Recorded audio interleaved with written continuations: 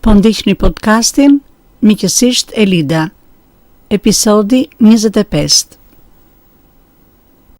Miq, në episodin e 25 do flasim puna, ndere detyrë, si në kohën e Anverit. Në fakt, arsye pse po nisësh se po shohim çfarë kërkojnë studentët në protest, por dhe ata që janë protestues pasiv. Nëse lexon brenda rreshtave të kërkesave të tyre, ose dëgjon gjatë bisedave të tyre, si përfaqësues thonë ata jo zyrtar të grupit të madh, por që në fakt janë shumë vokal dhe të mirë artikuluar, dhe ajo që lexojmë e dëgjojmë është: ata duan të jetojnë më mirë. Ata duan të mësojnë në kurse të mira. Ata duan të punojnë në kurse të mira dhe mundësisht në profesionin e studimeve të tyre. Ata duan një të ardhmë si gjithë Europa. Ata duan veprime, jo llafe pa vepra. Ata duan të bëjnë dhe të ndërtojnë jetesë me dinjitet, me pagesë të dinjitetshme, pa çikërima. Ata duan të arrijnë sukses dhe të perceptohen si të suksesshëm. Dhe ç'është më e drejta, ata duan, siç shkruanin studentët e Tetovës dje në një tubim solidariteti me studentët e Tiranës, sa të piqen kushtet, në kalben dëshirat. Dhe ne duam Shqipërinë si gjithë Europa. Shkurt, ajo që kërkojnë është një punë me dinjitet si europian që jemi. Po cilat janë modelet e punës dhe heronjtë përkatës të vendit ku po rriten këta fëmijë, këta të rinj, ku po edukohet ky si brez, dhe cili është modeli i punës dhe heronjtë e Europës, të cilën ne duam të arrijmë, pjesë e cilës ne duam të bëhemi. Mendoj janë disa klishe të ushqyera nga e para tregu i shqyer e punës në këto 30 vite të tranzicionit, të cilat në fakt vinin pas një eksperimentimi masiv shumë të diskutueshëm të 50 viteve para tyre. Këto ishin modelet. Unë besoj se në këto dekada gati një shekull, mendimet që ne ngulitur në kokësi të vërteta mund të jenë shumë të debatueshme. Por më lejoni të ndaj me ju disa ide si unë e kuptoj të vërtetën mbi punën në lidhje me çfarë thonë apo nuk duan të thonë të rinjtë sot të protest, me nerva, pa nerva, në për studio televizive, në për rrugë apo auditor, apo në takime me kryeministrin, ku vërtet stili ndryshëm i komunikimit të dy palëve. Për shembull, flasim vetëm për punën dhe llojin e saj. Mund të kuptoj zotin Edi Rama si person të përdorë çfarë do lloj mënyrë komunikimi kur flet, por kur vë kapelin e kryeministit të Shqipërisë, mendoj se nuk ka vend ironia apo arroganca. Edhe pse disa herë durimi para disa personave vjet në provë shumë të fortë. Në fund të ditës, personat përballë tij janë ata që e kanë zgjedhur t'ju shërbej. Nëse si person nuk i ka aftësitë e vetpërmbajtjes në komunikim, në synimin e tij të sinqert dukshëm që të zgjidhë çështjet e ngritura përmes dialogut që po ofron, ndoshta nuk është ai që duhet të bëjë këtë pjesë të punës së kryeministrisë.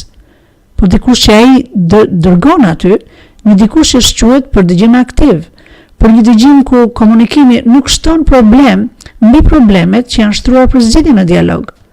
Po flasim për detyrën e kryeministrit si për shkrim pune. Nuk ka rëndësi cili pozicion është, por ky është një model që po e ndërtojmë. Ky është një model që po ngrem për këta të rinj. Por shumë persona që ndoshta nuk e njohin shumë mirë brezin e ri, si kolektiv, jo si persona që u gjykojmë pse rinë për kafene, unë do rekim të flas për ta vetëm nga përvoja me klientët e mi që vinë nga ky brez dhe nga studentët kur unë jap mësim. Konkretisht, cilat janë disa të vërteta që ata e njohin si fakte dhe që konceptohen në Europën që dëshirojmë kaq fort dhe me hak të jemi pjesë e saj, sepse jemi gjeografikisht dhe historikisht pjesë e saj. Duhet të ndaj disa mendime mbi këtë temë, duke vënë theksin mbi çfarë besojmë se të vërtet kur vjen puna te të punuarit. Për shembull, të punuarit fort, të fituarit e të ardhurave, të e vërteta që njohim për punën, si duhet bërë, të e vërteta që kemi për punëdhënësin, shpesh të quajtur bosi, shefi, e vërteta për drejtësinë në kapitalizëm. Në podcastet e tjerë do ndaj më tej edhe disa të vërteta të tjera në thonjza që brezi i ri mendon që i ka prej nesh, përsa i takon për shembull martesës, bashkëtesës, prindërimit, qëndrimit ndaj prindërve, financat në çift, që në fakt janë të vërteta që duke i besuar, jetojnë jetën rreth tyre, bëjmë kërkesa rreth tyre, duke ngritur pritshmërisë rreth këtyre të vërtetave që janë të barabarta me fakte. Është kjo besoj shumë e dukshme kur të rinj të ndryshëm, kur shprehen mbi kërkesat e protestës së tyre, bëjnë deklarata që shumë prej nesh na kapin në surprizë, na kapin shumë të habitur. Jam me fat, në fat sepse di që do më shkruani dhe në episodin e ardhshëm do kemi edhe ide tuaja për të ndarë. Sërish miq besnik, shumë besnik do thoshe, faleminderit që keni vendosur të ngeleni vetëm në inbox apo vetëm në kafenet tona që flasim. Gjithsesi shumë faleminderit. Sidomos mirënjohje grupeve të ACT, të karrierës dhe të burimeve njerëzore që para takimeve tona mujore më japin një dozë mendimesh totalisht përzierëse për temat e podcasteve. Për çdo tjetër, lini koment këtu ose më shkruani në eni@eni-sc.com dhe do të lidhemi ju direkt. Pra, duke kthyer së tek puna që po flasim në të vërtetat rreth saj. Dhe sa ndikon kjo tek ata të rinj që kërkojnë që kryefjala e çfarë kërkojnë në këtë protestë është puna në fakt. Çfarë është e vërtetë për secilin është çfarë ajo beson që është një fakt, që është i padiskutueshëm. Ndërkohë që rritemi na mësojmë çfarë është fakt. Çfarë prindit tanë dhe gjithë sistemi rreth rrotullnesh na mëson që ky fakt në fakt është e vërteta. Për shembull, kur vjen puna e të punuarit fort, një fakt që na është futur në mendje në 50 vjeçarin e sistemit komunist nga prindërit tanë është puna është nder dhe detyrë. Një moto që ndikoi si te komunistët e ndershëm që punuan me përkushtim, sepse u ishte shitur si një e vërtet universale, me mira që nuk shfrytëzonte të tjerët, që jepte secili sipas mundësive dhe secili të jepej sipas nevojave. Tingëllon bukur, e? Pra, të dalësh të punosh aq sa mundesh dhe nga prona e përbashkët të marrësh çfarë të nevojitet. Një e vërtet në thonjza që në vitet e komunizmit u shit e u propagandua deri në ekstrem, edhe kur faktet flisten që kjo e vërtet në thonjza për punën solli nivele varfërie ekstreme. Në fakt, më kujtohet në mesin e viteve 80 në kinema, jepeshin dokumentar të detyrueshëm të shihej përpara se të fillonte filmi. Më kujtohet një rast te kinema shtatëndori, një dokumentar i cili flitej përmes të tjerave për ata që kishin kaluar me rezultatet e tyre në shekullin tjetër dhe më kanë ngelur në mendje. Pra po punonin për vitin 2001. Në mbaj mend ishin disa shoferë, ndofta nuk e kam gabim të sharave në Puk, dhe një mielse lopësh, nëse mbaj mend mirë, ndofta dikush nga brezi im e kujton çfarë flas, këta që ishin heronj të punës. Njerëz që vetëm punonin, që kishin një vullnet të hekur, që nuk pyesnin as për familje, as për fis, por që në fakt ishin deri familjes, i kooperativës apo dhe i qyteteve nga vinin. Dhe kjo e vërtet në thonjza, duke u përtypur në makinën e stërmadhe të propagandës së partisë në pushtet, caktonte qëndrimin ndaj punës dhe karakteristikat e heronjve për të kopjuar apo për të ndjekur. Në vitet 90 kaloi nga brezi i zhgënjur i punës nder e detyrë, ku heronjt të punës quheshin ata që kalonin dhe tejkalonin objektivet e disa 5 vjeçarëve, në brezin që po lindej e po rritej në kohën e pasurimit të menjëhershëm e me çdo kusht. Për punën, fakti që na mësua gjatë 30 viteve të tranzicionit nga një sistem tek tjetri, që po vazhdon, është që puna është një domosdoshmëri që duhet ose ta kapësh, ose ta krijosh dhe duhet ta shfrytëzosh në maksimum për të fituar sa më shpejt e sa më shumë, sa kohë e ke në dorë. Dhe si fakt, si e vërtet në thonjza, na u dha duke referuar modeleve të njerëzve që siguronin punën dhe rrjedhimisht të ardhurat maramendse, si me magji, si me piramida, si me emërime ndogana dikastere, pas një lidhje të aftësive apo të meritave me kërkesat e vendit të punës. Dhe ky brez i ri që po flasim, dëgjon që heronjt në thonjza në këtë treg pune mund të kenë gjithçka edhe pse shumë prej tyre nuk kanë asnjë virtyt. Më vjen në mendje një zotëri, klienti imi, që në mes të punës së bashku, aty nga sesioni 6 e 7, kur është njohur me aftësitë e tij unike të shitshme në tregun e punës, me vlerat e tij të qenësishme në fakt që vlerësohen në tregun e punës, dhe sapo fillon të skicojë interesat e tij të arritshme, të madhshme në karrierë, bazuar në talentet dhe në vlerat e tij. Në përgjithësi, në këtë pjesë të programit është një kohë shumë e bukur, qoftë për klientin, qoftë për mua, sepse unë shoh njerëz që ngazëllehen të mësojnë mekanizma dhe instrumenta si mund t'ia dalin me sukses në tregun e punës.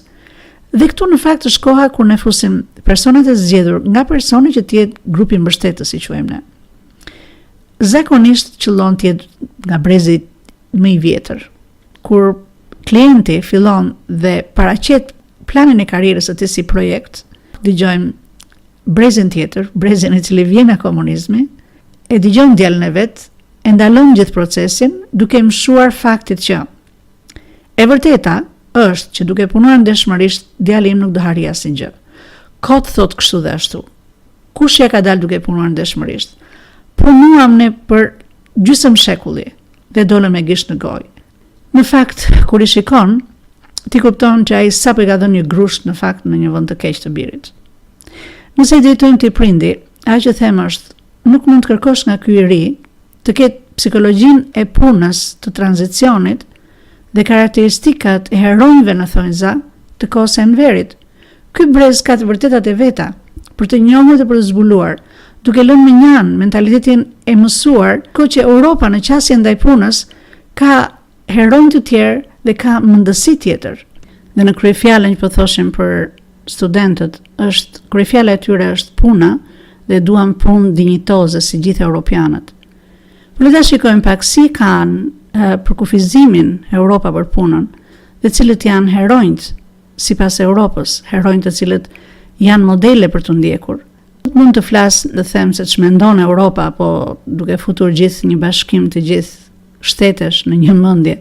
Po thjesht do t'i drejtohem fjalorit Random House Unabridged Dictionary e 2018-s, që thot: një businessman për kufizimi, një person i angazhuar në biznes tregtar ose industrial, si një pronar ose ekzekutiv zbatues.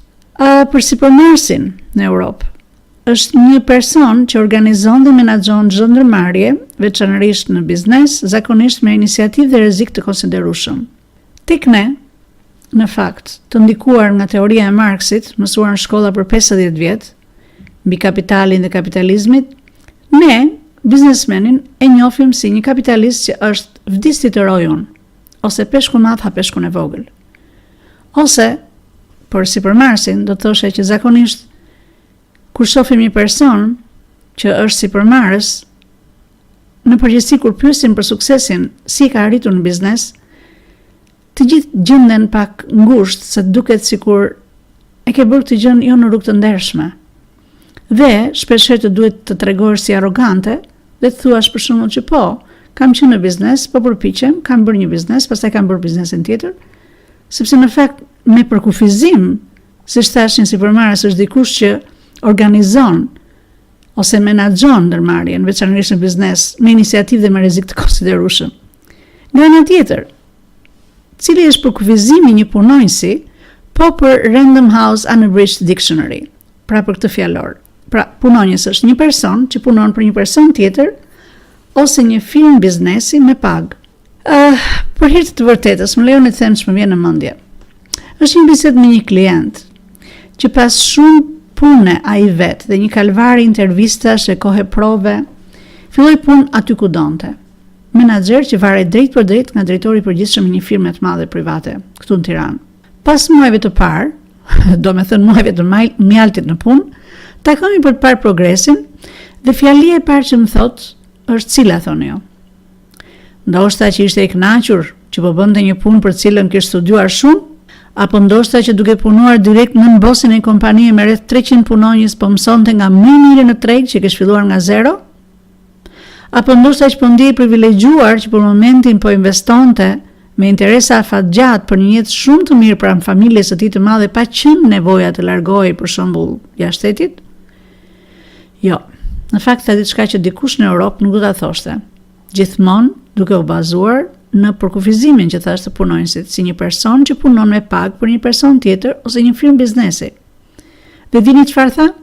Ai tha këtë: "Ke parti, ajo rroga që më duk më aq e madhe, kur hyra, bosi tim ja fitova unë me një shitje në një ditë." Pyetjes ime, nëse pronari i kishte dalë fjalë dhe nuk po e paguante sipas marrëveshjes apo kontratës, ju përgjigjet çuditur: "Jo, sigurisht që më jep edhe bonus për shitja." Po them se ai pa drejtësh mund të jetë në fakt e çuditshme, por a mund të mendoni që kjo është mungesë respekti për bosin apo është mungesë respekti për veten? E kjo nuk mund të ndodhë diku në Europë, ose në atë pjesë të Europës ku teoria e Marxit e shpjegimit të krijimit të kapitalit nuk ka bërë që të kërkojmë drejtësi në kurisë të pronës së tjetrit. Në fakt, ne si shqiptar jemi përgjithsisht të shkëlqyer si punonjës, as si student kur jemi në botë. Aty shefi apo bosi shihet si i tillë dhe ti e sheh veten tënde në respekt kur je i punësuar. Është koha që të jemi në të vërtetën tonë të njësuar me Europën. Puna është punë dhe duhet dalë mban. Shkollimi dinjitoz dhe puna dinjitoze të drejtojnë drejt të punuarit fort dhe të njësuarit të vlerave tona me ato të Europës. Vetëm kështu ngrihen dhe zhvillohen brezat, po dhe ne si shoqëri. Sigurisht jam krenare për ata të rinj që na kanë besuar planifikimin e punësimit të tyre në mënyrë dinjitoze, këto vite qoftë në Shqipëri qoftë jashtë shtetit, duke u kthyer në fakt në miq të mi dhe miq tanë të çmuar. Na kontaktoni në email ose në inbox të Facebookut Elida Motro nëse keni interes të flasim për karrierën tuaj. Faleminderit që më dëgjuat. Bekime, miqësisht Elida.